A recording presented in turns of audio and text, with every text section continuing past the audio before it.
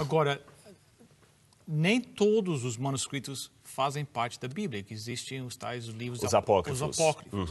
Então, o que é um livro apócrifo e como é que foi decidido quais é que faziam parte das Sagradas Escrituras e quais é que não? Bom, vamos então usar a nomenclatura. Apócrifo tem dois significados. Quando a gente usa na linguagem protestante ou judaica, tem um significado. Os católicos dão outro significado. Primeira coisa é o cânon do Antigo Testamento. Os judeus não usavam a palavra cânon, mas nós rastreamos pela história dos judeus que eles já tinham determinados que livros eram inspirados por Deus e que não eram. Em hebraico tem uma expressão, livros que sujam os dedos. É uma expressão idiomática para referir aos livros que são sagrados, que são de inspiração divina. Então, os judeus produziram muitos livros, mas nunca consideraram sagrados. Por exemplo, havia o livro de Enoque, pseudepígrafo de Enoque, mas nunca consideraram um livro sagrado. A ascensão de Moisés nunca consideraram sagrados. Os judeus já sabiam que livros foram de inspiração divina e quais não. Então, nós temos, por volta do ano 90, já é uma evidência histórica de que o Concílio de Jâmina reafirmou um cânon que, segundo alguns estudiosos, já estava fechado desde a época de Esdras, no Antigo Testamento. Na época de Jesus, falava-se da Tanar.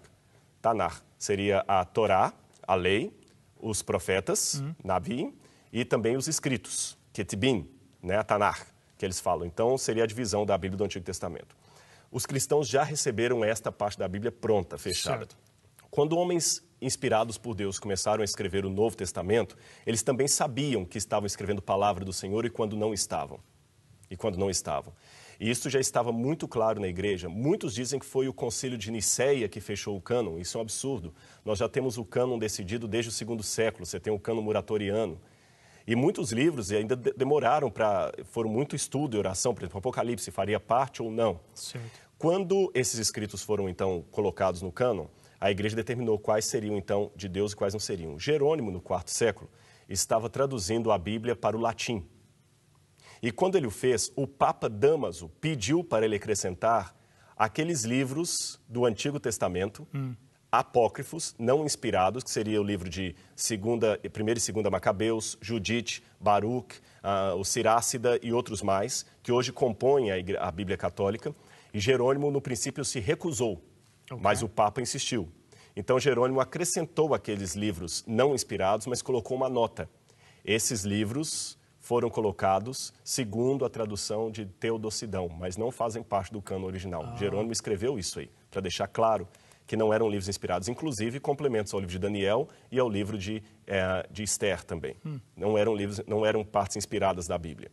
Esses livros, a Igreja Católica chamou-os de deuterocanônicos. Então, a própria Igreja reconhece que foram livros que ela canonizou no segundo processo. A palavra apócrifo vem do grego apócrifos, significa aquilo que é escondido, que é oculto.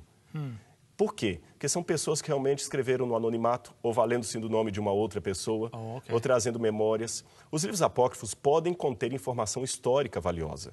Por exemplo, o livro dos Macabeus conta o que os judeus passaram ali no período intertestamentário. Então, eu estudo os livros apócrifos como história, mas não como fonte de doutrina.